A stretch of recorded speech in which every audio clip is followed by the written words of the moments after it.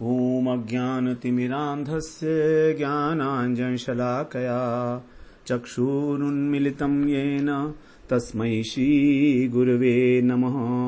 वन्देऽहं श्रीगुरो श्रीयुत्पदकमलं श्रीगुरून् वैष्णवांश्च श्रीरूपं साग्रजातं सहगण रघुनाथान्वितं तं सजीवं साद्वैतं सावधूतं परिजनसहितं कृष्ण चैतन्यदेवं श्रीराधा कृष्णपादान् सहगण ललिता श्रीविशाखान्वितांश्च तमादिदेवं करुणानिधानं तमालवर्णं सुहितावतारम् अपार संसार समुद्र सेतुं भजामहे भागवत स्वरूपम्। हे देव हे दैत हे भुवनैक बंधो हे कृष्ण हे चपल हे करुणैक सिंधु हे नाथ हे रमण हे नयनाभिराम आहा कदानुभवितासि पदं दशोर्मे। श्री कृष्ण चैतन्य प्रभो नित्यानंद श्री अद्वैत गदाधर शिवसदि गौरभक्त वृंद। हरे कृष्णा कृष्णा कृष्ण हरे हरे हरे राम राम राम हरे हरे। हरे कृष्णा। सर्वप्रथम मैं अपने गुरुपाद पद्म ओम विष्णुपाद अष्टोत्तर शत श्री श्रीमद् भक्ति वेदांत माधव गोस्वामी महाराज के चरण कमलों में अनंत कोटि दंडवत प्रणाम ज्ञापन करता हूँ। हम लोग श्रीमद् भागवत पुराण में दशम स्कंध में 33वां प्रकरण ब्रज लीला प्रकरण के अंदर नंद महोत्सव जो 5वें अध्याय में वर्णित किया गया है उसका हम श्रवण कर रहे हैं। बड़ा सुंदर यहाँ पर वर्णन किया गया है। जब भगवान जो हैं नंद बाबा के घर पर अवतीर्ण हुए हैं, नंदस्व आत्मजुत्पन्ने उनके पुत्र के रूप में, जब इस प्रकार स्वयं आनंद रूप भगवान, आनंद ही भगवान के ब्रज में नंद बाबा के घर में उत्पन्न हुए हैं। वो कृष्ण ही आनंद ही हैं। आह्लादो जाता आह्लादो महामना, उस प्रकार जो महामना अत्यंत उदार चित्त नंद बाबा हैं, अत्यंत प्रसन्न हैं। सभी उन्होंने ब्राह्मणों को बुलाया, वेदज्ञ ब्राह्मणों को, और स्वयं जो है सब स्नान करके पवित्र होकर अलंकृत होकर जो है उनसे स्तुति वाचन कराया गया, स्वस्ति वाचन कराया गया, जात कर्म संस्कार इत्यादि विधिवत पितृ देवार्चन किया गया। सभी अत्यंत सुंदर जो हैं, सब परम सुसज्जित हैं। सारे जितने भी गोपवासी हैं, गोप सारे घर जो हैं वो सजाए गए हैं। क्यों ना हो, क्योंकि नंद जी के घर आनंद भयो है। स्त्री पुरुष अलग अलग, कोई दही, कोई चंदन, कोई मक्खन, कोई हल्दी का चूर्ण, इस प्रकार से घर में जितने भी गाय हैं, भैंस हैं, बछड़े हैं, सबको सजाया गया, सबके छाप लगाई है, सिंदूर हल्दी का मिश्रण बना बना के। घरों के ऊपर ध्वजाएं लगाई गई हैं, पताकाएं, जैसे मान लो घर ही नाच रहा है। जब पताकाएं हिलती हैं तो ऐसा लगता है घर ही नाच रहा है। पताका होता है छोटी छोटी झंडियां, तो एक जो ध्वज होता है वो तो बड़ा होता है, बड़े स्थान पर लगा दिया जाता है झंडा, लेकिन पताका होता है जो छोटी छोटी झंडियां होती हैं, तो वो सब लहरा रही हैं। और जो वायु चल रही है, पत पत करके पताकाएं भी जो हैं जैसे मानो स्वर्ग और वैकुंठ के सौभाग्य को चुनौती दे रही हैं। तो इस प्रकार से वहां पर कह रही हैं कि नंद बाबा के घर आनंद भयो है। सभी लोग जो हैं तैयार होकर, बिल्कुल अच्छे अच्छे कपड़े पहनकर, नए नए कपड़े पहनकर, कुंचुक का मतलब होता है कुर्ता अर्थात बगलबंदी, क्योंकि ब्रज में जो है बगलबंदी पहनी जाती है, और उष्णी माने पगड़ी। तो इस प्रकार से ये सब उपहार ले लेकर और इसको नए नए कपड़े पहनकर सारे लोग जो हैं वस्त्र आभूषण से सजाकर अपने को और नंद बाबा के लिए प्रस्थान कर रहे हैं उपहार लेकर। तो सभी लोग जो हैं पवित्र होकर जो है नंद बाबा के घर जा रहे हैं। ऐसे नहीं कि जो जैसा था वैसे ही चला गया। थोड़ा पहले उसने स्नान किया जाकर, उसके बाद घर से निकले, सज धज कर निकले। गोपियां जो थी उन्होंने विशेष रूप से जो है महावर लगाया, कुमकुम लगाया। जो संतानवती गोपियां थी उनके तो वात्सल्य से जैसे दूध ही क्षरण हो रहा है।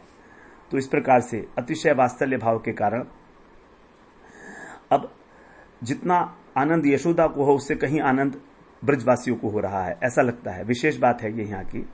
तो क्योंकि सबने अपने अपने घरों को सजाया है, मांगलिक चिन्हों को अपने घर के बाहर स्थापित किया है, कलश, आम्र पल्लव, और इस प्रकार से सभी लोग जो हैं अत्यंत उत्सुकता के साथ दर्शन करने के लिए जो है नंद भवन की ओर गमन करते हैं।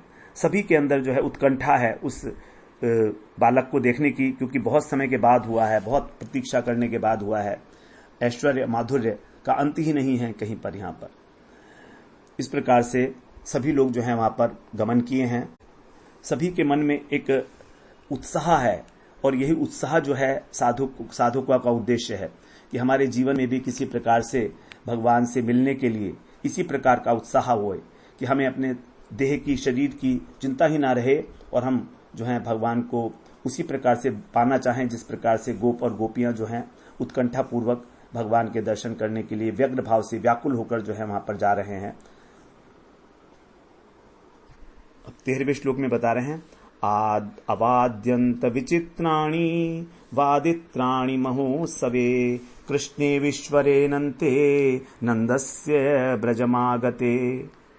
जो विश्वेश्वर हैं, अनंत कृष्ण हैं, वैसे नंदस्य ब्रजम आगते, नंद ब्रज में आने पर, उस कृष्ण के नंद ब्रज पर आने पर, विचित्राणि अनेक प्रकार के, वादित्राणि बाजे, और महोत्सवे महोत्सव में अवाद्यंत बजने लगे, अनेक प्रकार के बाजे।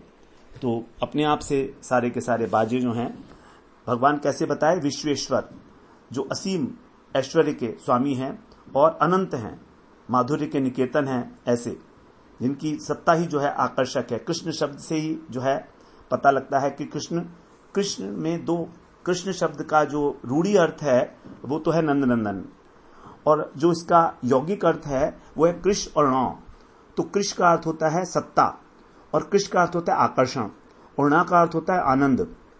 तो इस प्रकार जो सत्तावान होकर आकर्षित करते हैं और आनंद प्रदान करते हैं, ऐसे कृष्ण, ये इसका यौगिक अर्थ है, अर्थात जो संधि विच्छेद के बाद बनता है। तो इस प्रकार से जो सर्व आकर्षक कृष्ण है, सबको आकर्षित कर रहे हैं, स्वयं भगवान है। राम इत्यादि के लिए यह नहीं कहा गया है कि सर्व आकर्षक हैं, क्योंकि कृष्ण का स्वरूप देखकर तो जो है वासुदेव कृष्ण ये भी मुग्ध हो जाते हैं। द्वारका में लीला आती है कि वासुदेव भी जो है कृष्ण का रूप देखकर, क्योंकि वासुदेव तो शंख चक्र गदा पद्मधारी हैं, और कृष्ण तो हैं ललित त्रिभंग मयूर पिक्षधारी हैं, वंशीधारी हैं, तो सबका मोहने वाले हैं। जब इन नारायण को भी जो है उनको भी मोहित कर देते हैं। महाकालपुर में जो नारायण के अंश हैं विष्णु, वो जो है उस विप्र के ब्राह्मण के बालकों को ले गए थे। उनका इच्छा यही थी, द्वारका की लीला में आएगा ये, कि कृष्ण को देखने की इच्छा के कारण तब फिर कृष्ण जो है वहां पर अर्जुन के साथ गए जाकर, और उन बालकों को छुड़ाकर लाए थे, बालक को। तो इस प्रकार के जब कृष्ण नंदालय में आए हैं तो आगमन की खुशी के अंदर महोत्सव हो रहा है। वीणा, वेणु, पखावज, जितने भी वाद्य यंत्र थे, गोपियां गाने लगी, क्योंकि गोपियां तो गांधार्विका हैं, गांधर्वी विद्या है। गंधर्वी विद्या जो है ये गाने की विद्या है, और राधा जी इसकी अधिष्ठात्री हैं। गांधर्विका बोलते हैं राधा जी को इसीलिए, जो गंधर्व विद्या के अंदर परम श्रेष्ठ हैं। गंधर्व विद्या एक प्रकार से ये सामवेद का उपवेद कहा जाता है। प्रत्येक वेद का एक उपवेद है। जैसे सामवेद का उपवेद है गंधर्व विद्या, गंधर्व उपवेद है उसका। फिर ऋग्वेद का है आयुर्वेद, यजुर्वेद का है धनुर्वेद, और अथर्व वेद का है स्थापत्य कला वेद। तो ये 4 प्रकार के उपवेद हैं। ये उपवेद क्यों बनाए गए? क्योंकि वेद को अध्ययन करने के लिए हमको एक निरोगी शरीर चाहिए। तो उस शरीर को निरोगी रखने के लिए 4 प्रकार के वेद बनाए गए। सबसे पहले आयुर्वेद। आयुर्वेद का मतलब अपना शरीर कैसे स्वस्थ रखेंगे, आज भी हम जानते हैं आयुर्वेद। उसके बाद फिर धनुर्वेद, यदि कोई हमारे को हानि करे, हमसे कोई युद्ध करेगा तो हमें धनुर्विद्या भी आनी चाहिए अपनी रक्षा करने के लिए। फिर इस प्रकार फिर यदि हम मान लीजिए बहुत समय तक अध्ययन करते करते और बीच में कहीं हमारा मन जो है इधर उधर भटकेगा, तो क्या है गंधर्व वेद, अर्थात गाने की कला।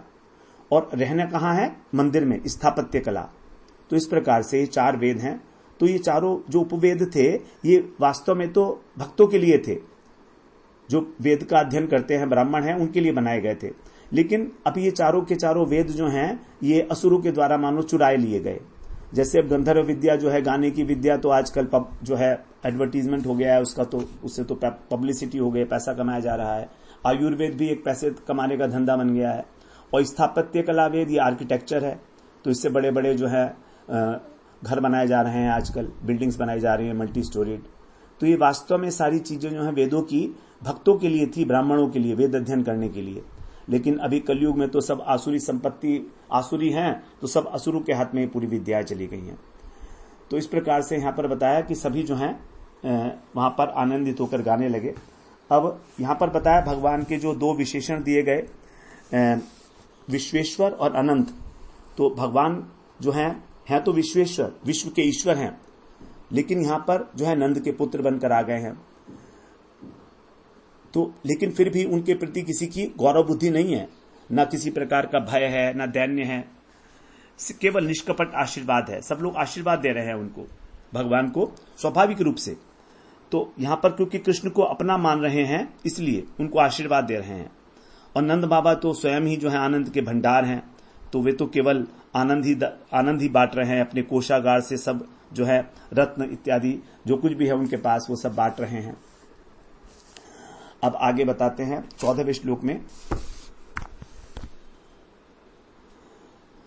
गोपः परस्परम हृष्टा दधि क्षीर धृताम बुभि आसिंच्यन्तो विलिम्पन्तो नवनीतैश्च चिक्षुपु। जो अत्यंत हर्षित गोप हैं वे परस्पर में क्या कर रहे हैं, दही, क्षीर माने दूध, घृत माने घी, और अंबु माने पानी, इन सब से आपस में उलीच रहे हैं। आसिंचे, एक दूसरे को सींच रहे हैं, होली खेल रहे हैं। विलिम्पन्त्य, और पोत रहे हैं एक दूसरे के जो है चेहरों के ऊपर। नवनीतई, मक्खन पोत रहे हैं। चिचिक्षुपु, फेंक भी रहे हैं, मक्खन के लौंदे जो हैं वो सब एक दूसरे के ऊपर फेंक रहे हैं। आनंद में इतने विभोर हैं सब लोग, सभी लोग, स्त्री पुरुष सभी जो हैं, दही चंदन मक्खन के लौंदे जो हैं वो एक दूसरे के ऊपर फेंक कर और अपने आनंद को जो है वो प्रकाशित कर रहे हैं। दो तीन लोग जो है किसी एक व्यक्ति को पकड़ लेते हैं, उसको दूध के ड्रम में डुबो देते हैं। तो ऐसे भगवान जो हैं जिनके घर में आए हैं वहां पर इस प्रकार का आनंद हो रहा है, एक विशेष आनंद हो रहा है। यहाँ पर नंद के समय नंद बाबा के घर के बाहर जो है ये सारी की सारी जो है चीजें हो रही हैं, और ऐसा लग रहा है मानो दूध दही की बरसात हो रही है, और नंद भवन जो है उससे भरता चला जा रहा है। नंद भवन मानो नंद भवन ना होके एक क्षीर सागर बन गया, सब जगह दूध और दही ही जो है, दूध और दही की जो बाढ़ सी आ गई है एक प्रकार से। और जो क्षीरोत्कर्षाई विष्णु हैं, श्री कृष्ण, आज उसी नंद भवन के क्षीर सागर में ही मानो विहार कर रहे हैं। सभी लोग बड़े भाव के साथ नंद उसको, लाला को जो झुला रहे हैं, मंगलमय गीत गा रहे हैं, वहां पर वाद्य यंत्र इत्यादि सब बज रहे हैं। और नंद बाबा स्वयं भी इतने हर्षित हैं कि वो भी जो है नृत्य कर रहे हैं। सभी लोग जो है जबरदस्ती नंद बाबा को नचा रहे हैं। नंद बाबा से बोलते हैं कि भैया आज तो नाच दो, बहुत समय हो गया है, अब तो नाचना ही पड़ेगा तुमको, एक बार कम से कम तुमको लगा के दिखाई दो। एक हाथ कमर पे रखे उनके, एक हाथ माथे पे रख के, और जो नंद बाबा ने ठुमके लगाए तो चारों तरफ से घेर के जितने भी ग्वाल बाल थे, हा हू हो हा करके सब नाचने लगे। नंद बाबा भी नाच रहे हैं। इतने में नंद बाबा का जो मित्र है वो दही का भरा हुआ मटका लेकर आता है, और नंद बाबा को देख के वो गदगद हो गए, अरे ताहे को नजर लग जाएगी आज तो, ऐसे तू जो है इतना नाच रही हो है। और नंद बाबा के ऊपर ही आके डुबोल दिया, सारा का सारा उनके ऊपर उड़ेल दिया। फिर नंद बाबा पूरे सरोबार हो गए। फिर अपने मुंह को पोंछते, क्यों रे, क्यों करता है इतना मैंने मेहनत से अपना श्रृंगार किया और तूने सारा बराबर कर दिया दही में भिगो के मेरे को। तो सारे के सारे जो तारे बजा के हंस रहे, ओ बाबा नंद में नहाए गए हो, नंद में नहाए गए हो। एक कवि ने कहा है नंद बाबा की क्या पोजीशन है, वहां बता रहे हैं, नंद जुग्वालन आ पकड़े कही लोगन नाचन को विसवाए, गोद भरे कसी फेंट चले तब नंद बाबा सबके मन भाए। नाचत देख के नंद बाबा सब नाचत नाच उमंगन छाए, काहुने लाद दी नंद के ऊपर डार दियो सब लोग हंसाए। इस प्रकार सभी लोग जो है हंस रहे हैं, गा रहे हैं, नाच रहे हैं। नंद बाबा भी उसके अंदर बिल्कुल अपने देह का भान भूलकर, आज सब कुछ भूलकर कि मैं इतना व्यस्त हो गया हूं, बच्चों की तरह से, युवाओं की तरीके से उन्हीं के साथ जो है नृत्य कर रहे हैं। सभी लोग जो हैं ठुमका लगा लगा कर नाच रहे हैं साथ में। नंद के आनंद भयो जय कन्हैया लाल की, नंद के आनंद भयो जय कन्हैया लाल की।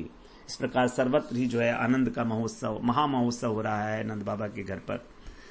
आज नंदगांव मानो वैकुंठ का भी ईर्ष्या का, वैकुंठ से भी स्पर्धा कर रहा है। वैकुंठ में भी इतना आनंद नहीं जितना यहाँ नंद बाबा के घर पर आज आनंद बरसा है। क्यों ना हो, साक्षात आनंद ही यहाँ पर अवतीर्ण हुए हैं।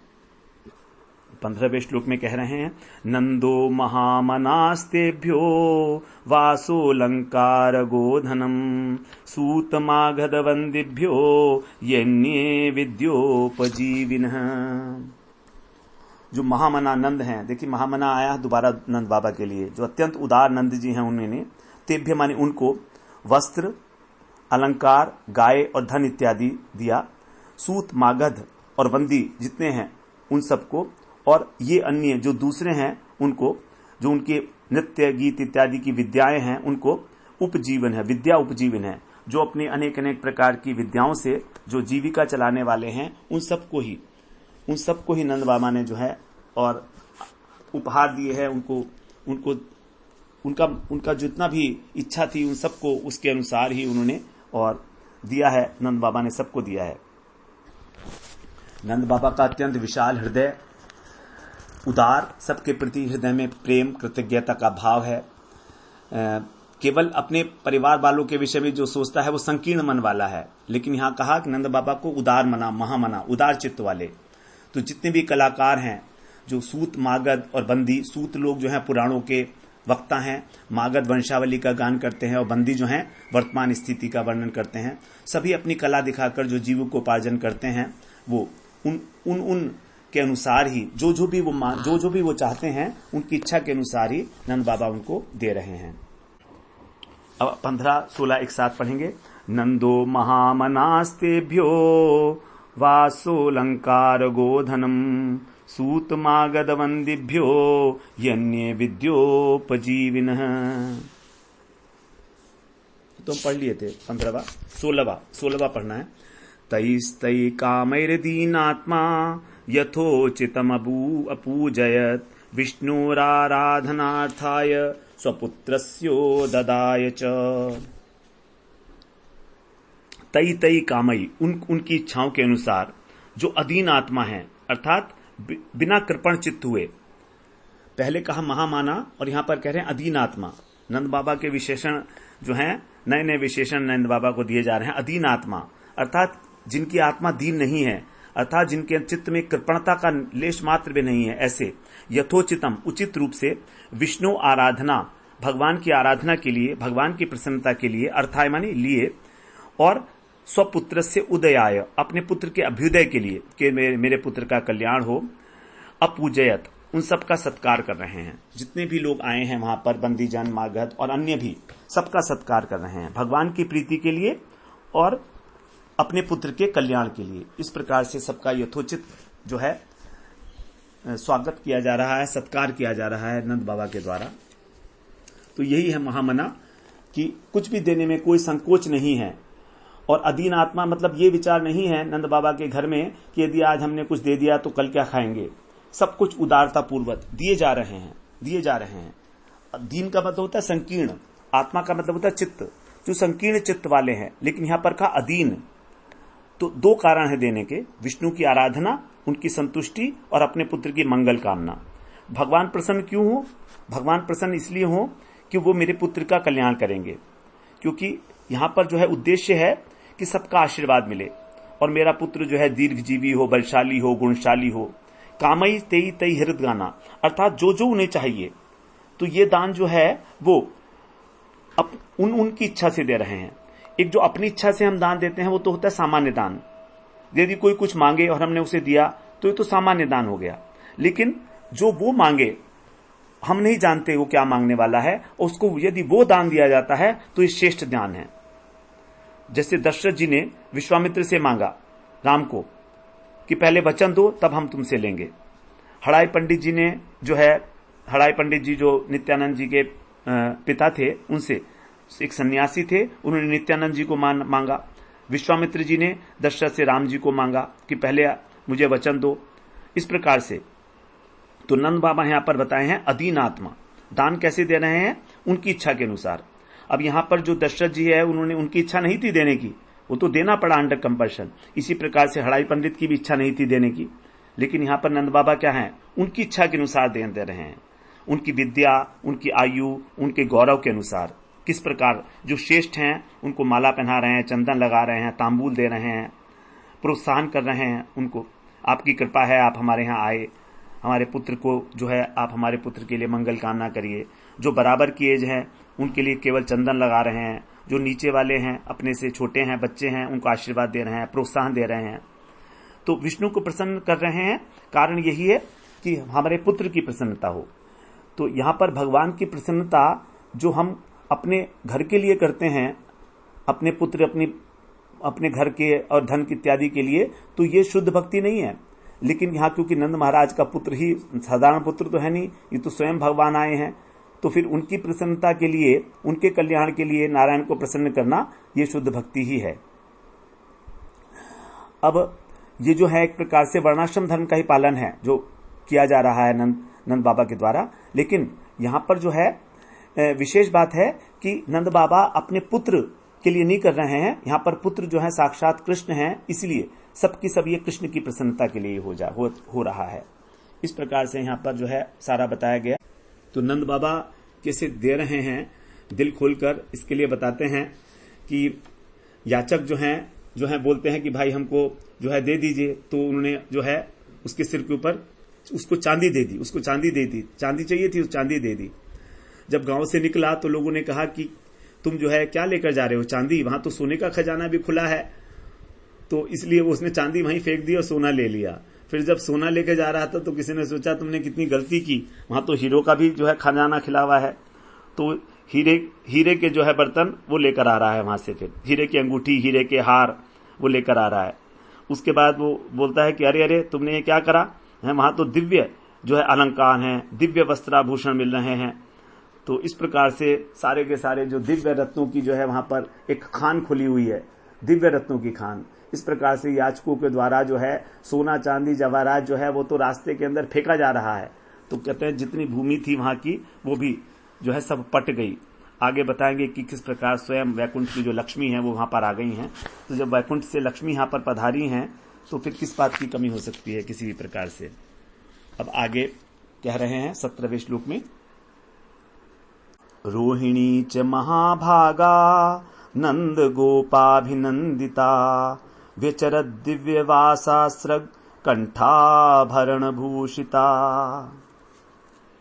नंद गोपाभिनंदिता अर्थात जो गोपराज नंद के द्वारा और सभी गोपों के द्वारा जो सम्मानित की जा रही हैं, ऐसी जो महाभागा सौभाग्यवती रोहिणी जी हैं, बलदेव जननी रोहिणी, उनके विषय में कह रहे हैं कि जो नंद बाबा के द्वारा और गोपों के द्वारा सत्कृत हैं, सम्मानित हैं, महाभागशाली हैं, ऐसी रोहिणी भी दिव्य वास है, स्रग दिव्य वस्त्रों को, माला को और कंठ में आभूषणों को धारण करके व्यचरत इधर उधर जो है विचरण कर रही हैं गोपियों के सत्कार करने के लिए। तो यहां पर बताते हैं कि रोहिणी मैया भी जो हैं, क्योंकि रोहिणी मैया वसुदेव जी की सभी पत्नियों में बड़ी सौभाग्यवती हैं, आज उन्हें कृष्ण का जो है जन्मोत्सव का दर्शन किया है, बाल्य लीला का दर्शन किया है, इसलिए वो जो है अत्यंत सौभाग्यवती हैं। और नंद गोपेन अर्थात नंद गोप के द्वारा, क्योंकि गोप शब्द का जो अर्थ होता है राजा भी होता है, तो इसी प्रकार। और अभिनंदिता अर्थात स्वयं नंद बाबा उनकी अभिनंदन कर रहे हैं, हे रोहिणी तुम आई हो तो तुम्हारे मंगल से ही आज मेरे घर में पुत्र हुआ है। इस प्रकार ब्रजराज जो हैं उनको सम्मान दे रहे हैं और वो स्वयं जो हैं सभी स्त्रियों के सम्मान के उधर उधर देख रही हैं, किसी को कुछ चाहिए तो, किसी की कोई इच्छा है तो उसको पूरा कर रही हैं सारा। अब यहां पर वो भी जो है यशोदा और नंद के द्वारा जो उनको वस्त्र आभूषण दिए गए हैं उनसे स्वयं को उन्होंने सुसज्जित किया है, क्योंकि अन्यथा वे वसुदेव जी की पत्नी नंद भवन में गुप्त रूप से निवास कर रही थी। यशोदा जी के साथ उनका बड़ा परस्पर प्रीति का संबंध था, आत्मिक प्रीति का। तो इस प्रकार से वो जो हैं परम साध्वी, परम पतिव्रता हैं और उन्हीं के गर्भ से जो है बलराम जी का जन्म हुआ है। तो यहां पर वो बड़े संकोच के साथ और गुप्त रूप से ही यहां पर जो है रह रही थी, लेकिन जब कृष्ण का जन्म हुआ तब उन्होंने सब प्रकार से आभूषण वगैरह को धारण किया। तो रोहिणी मैया जो हैं इस समय वो भी आनंद में हैं, यद्यपि उनके पति जेल में हैं, भूल गई हैं, वो प्रसन्नता का लक्षण दिखा रहे हैं उनका श्रृंगार, क्योंकि अन्यथा वो दीनहीन अवस्था में ही रहती थी अधिकतर। और नंद बाबा तो उनका सम्मान कर ही रहे हैं कि आपके आने से जो है हमारे घर में यशोदा गर्भवती हुई है और आप जो है महासती मानते हैं इनको कि आपकी वजह से ही कृष्ण का जन्म हुआ है। इस प्रकार से जो है यशोदा मैया इधर उधर विचरण कर रही हैं, घूम गई हैं, भूल गई हैं वो भी कि उनके पति जो हैं जेल में है कुछ समय के लिए। जब भगवान के ऊपर दृष्टि जाती है तो पूरा संसार ही हमको भूल जाता है। तो इसमें कोई आश्चर्य की बात नहीं है कि वो ये भूल गई कि मेरे पति इस समय जेल में हैं। और इस प्रकार से वो वहां पर जो है बड़े ही दीनहीन भाव से रहा करती थी, लेकिन आज जो है कृष्ण के होने के कारण वो सब कुछ भूल गई है और वो भी आनंद के उत्सव में जो है अपने को उन्होंने भी एकाकार कर दिया है। रोहिणी जी का जो यहाँ पर रोल है वो है प्रोषित भर्तिका का। प्रोषित भर्तिका जो होती है वो होती है कि जब जिस समय वो किसी कारणवश अपने पति से दूर होती है, उसके लिए कहा गया है क्रीड़ा शरीर संस्कारम समाजोत्सव दर्शनम हास्यम परगृहे यानम त्यजेत प्रोषित भर्तिका। जो प्रोषित भर्तिका होती है, जो अपने पति के साथ नहीं होती है, उसके लिए कोई क्रीड़ा करना, शरीर को सजाना, समाज में किसी उत्सव का दर्शन करना, हंसना, दूसरे घर में जाना, ये सब जो है मना किए गए हैं। लेकिन रोहिणी जी आज किसी भी बात को ना मानकर, और क्योंकि कृष्ण आए हैं स्वयं साक्षात, तो उनका हृदय धन है, सभी के हृदय धन है। इस प्रकार से जो है धर्म की मर्यादा को भी उन्होंने उल्लंघन करके आज वो है, और विशेष रूप से नंद बाबा के द्वारा, यशोदा मैया के द्वारा अत्यंत सम्मानित होकर सभी दिव्य वस्त्र आभूषणों को देकर, क्योंकि उनको आभूषण दिए गए यशोदा मैया के द्वारा। पहले नहीं आई वो, क्योंकि कारण क्या है कि पति परदेश में गए हो तो उत्सव में शामिल नहीं होना चाहिए, मर्यादा तो यही है। लेकिन आज जो है वो सब कुछ भूलकर और इस जो है उत्सव के अंदर जो है वो सम्मिलित हुई हैं। आगे अब 18वें श्लोक में कह रहे हैं, ये नंदोत्सव का हमारा अंतिम श्लोक है, 18वां श्लोक, इसमें कह रहे हैं ततारभ्य नंदस्य ब्रजः सर्व समृद्धिमान हरेर्निवासात्म गुणै रमा क्रीडमभून् नृप। हे नृप अर्थात हे राजन, ततः मान उसी समय से, आरभ्य मान आरंभ करके, उसी समय से आरंभ करके नंदस्य ब्रज, जो नंद का ब्रज है वो सर्व समृद्धिमान, सभी संपत्तियों से युक्त हो गया। हरे निवास, और भगवान श्री हरि के निवास, और आत्मगुणई, अपने गुण से रमा आक्रीणम अभूत, रमा का अर्थात लक्ष्मी जी का क्रीड़ा स्थल बन गया। जो नंद भवन है वो रमा वैकुंठ की जो लक्ष्मी जी हैं उनका क्रीड़ा स्थल बन गया है, यहां पर ये बता रहे हैं। तो जब उत्सव हुआ तब उस समय में बता रहे हैं कि इतना धन कहां से आया नंद बाबा के पास। एक सामान्य राजा ही तो थे वो, कोई बहुत बड़े सम्राट तो थे नहीं, लेकिन इतना धन कहां से आया कि जो है खाने हो गई हैं रत्न की और बट रहा है सोना चांदी सब। तब इसलिए जो सुखदेव जी हो कह रहे हैं तत् आरभ्य नंदस से, इसी समय से इस संदेह को दूर करते हुए कह रहे हैं कि जो गोप परायण गोप थे वे, जिसका स्थान ब्रज है, वही ब्रज जो है लक्ष्मी जी का निवास स्थान बन गया। लक्ष्मी जी जो है यहां पर आ गई हैं। जहां पर जब लक्ष्मी जी यहां पर आ जाएंगी तो फिर किस चीज की कमी होगी, क्योंकि लक्ष्मी जी जहां होती हैं वो तो सभी कुछ, अब ब्रजभूमि भगवान की नित्य निवास स्थली है, इसलिए सर्व समृद्धि से समृद्ध है। यहां पर जैसे देखते हैं ना, जहां पर कोई राजा होता है वहां पर अधिक समृद्धि होती है। फिर यहां पर तो करोड़ों अनंत कोटि ब्रह्मांड जो है उनके पति यहां पार्षदों के साथ अब लीला करने वाले हैं, तो इसलिए ये सर्व समृद्धि युक्त होगा ही होगा। जैसे ब्रह्म संहिता में कहा है, चिंतामणि प्रकर सद्म शुकल्प वृक्ष लक्षाव्रतेषु सुरभिरभिपालयन्तम लक्ष्मी सहस्रशत संभ्रम सेव्यमानम गोविंदमादि पुरुषम तमहम भजामि। जहां पर लाखों लाखों कल्प वृक्ष और मणिमय भवन विद्यमान है, असंख्य कामधेनु गौए हैं, शत सहस्त्र हजारों हजारों लक्ष्मियां जहां पर जो है प्रीति पूर्वक कृष्ण की सेवा कर रही हैं उस परम पुरुष की, ऐसे गोविंद का मैं भजन करता हूं। तो इस प्रकार से जो है परीक्षित महाराज को बोला सुखदेव जी ने कि ब्रज भूमि में जो है ये अब ब्रज जो है पृथ्वी का पंच भौतिक विकार मात्र नहीं है, ये एक चिन्मय वस्तु है, क्योंकि स्वयं कृष्ण यहां पर पधारे हैं मायाबद्ध जीवों को जो है प्रेम दान करने के लिए। तो इस प्रकार से यहां पर नंद बाबा ने असंख्य धेनु, असंख्य धन रत्न इत्यादि दान किए, इसमें किसी प्रकार का कोई संशय मत करना तुम। तो यहां पर अधिष्ठात्री देवी जो है भगवान के आने से संपदा की जो अधिष्ठात्री देवी है लक्ष्मी जी, उनका विहार है। रमा शब्द का जो अर्थ है वो बताया है कि जो भगवान की नित्य प्रिया हैं, स्वयं नित्य प्रियसी तया सेव्यत्वेन नायम श्रियम इत्यादौ वैकुंठ श्री विजयन तासु, अर्थात जो कृष्ण की नित्य प्रेयसी के रूप में जो गोपियां हैं वे परम सेव्य होने के कारण, और श्रीमद् भागवत के अनुसार गोपियां वैकुंठ की लक्ष्मी के ऊपर भी विजय प्राप्त करने के कारण जो लक्ष्मियां हैं वे स्वयं ही यहां पर उनका विहार, जो सर्वश्रेष्ठ लक्ष्मी स्वरूपा हैं श्री राधिका जी, वही यहां पर आविर्भाव होने के कारण ब्रजभूमि उनका विहार स्थल बन गया है। विशेषकर जब कृष्ण का जन्म हुआ तो 15 दिन पश्चात ही राधा जी का आविर्भाव हुआ है। तो इस प्रकार से भी जो है राधा जी तो सभी लक्ष्मियों की लक्ष्मी है, लक्ष्मीमयी। तो इस प्रकार से जो भगवान के प्रकट होने से ब्रजभूमि जो है सर्व समृद्धिमान हो गई है। और यहां पर जो नंद जी हैं भगवान के नित्य पार्षद ही हैं, तो उनके द्वारा जो ये असंख्य गायों का दान दिया जा रहा है और असंख्य धन और रत्न इत्यादि लुटाए जा रहे हैं, इसमें किसी प्रकार का कोई आश्चर्य नहीं, क्योंकि इनका कोई भंडार कभी खाली होगा ही नहीं। लक्ष्मी जी जो है उसे हमेशा पूर्ण करती रहती हैं। तो ये सब भगवान की ही लीला है, और भगवान की लीला अपरंपार है, अचिंत्य है, उसका कहीं अंत ही नहीं है। जहां पर स्वयं लक्ष्मी जी सेवा करती हैं तो वहां पर धन धान्य की कमी कैसे हो सकती है। जो वैकुंठ की जो स्वामिनी है लक्ष्मी जी, वो सोचती हैं कि अब हमारे स्वामी जो यहाँ पर ग्वाल बन गए आए हैं तो यहाँ पर नंगे पैर घूमेंगे धरती पर, इसीलिए जो है स्वयं को ही उन्होंने सब जगह पूरी धरती के ऊपर जो है बिछा दिया है मानो, क्योंकि वो क्रीड़ा करेंगे। रमा क्रीड़न, रमा अर्थात लक्ष्मी जी के क्रीड़ा का स्थान हो गया।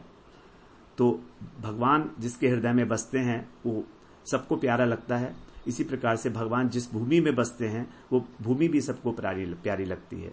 लक्ष्मी जी जो हैं गोकुल के वनों में इधर उधर घूमती हैं, सोचती हैं कि भगवान यहां से निकलेंगे श्याम सुंदर तो इस रास्ते को साफ कर देंगी, फूल चुनेंगे तो वहां पर कांटों को कोमल बना देंगी।